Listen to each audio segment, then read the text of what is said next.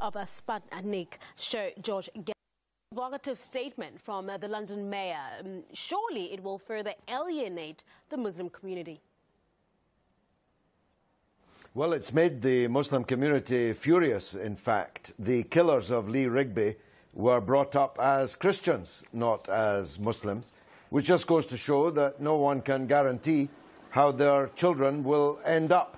And, of course, giving the state the power to decide to kidnap someone's children because their political views are such that their children might learn from them is deeply repugnant in any democratic country. I mean, it's the kind of thing that the Nazis themselves would have done. And this is not the plan of a swivel-eyed Union Jack-wearing, goose-stepping fascist. This is not the BNP speaking. This is not just the Mayor of London, but the man being widely tipped as Britain's next Prime Minister, or at least next leader of the Conservative Party. The papers are full of him coming back into Parliament behind me and to take over the leadership from David Cameron. And with views like these, you can see that this statement that he made in his paid column in one of Britain's most right-wing newspapers has really, as we say, set the cat amongst the pigeons. So, with pressure on the government over immigration, is the Muslim community then being made a scapegoat for the politicians' failure in that regard? It's a multi-dimensional attack, actually, that the Conservatives and the right are involved in. They are heaping fear upon fear amongst the so-called indigenous community here about immigration. In fact, most of the immigration is coming from white people in the European Union, and more British people are working in European Union countries than EU countries' populations are living and working in Britain.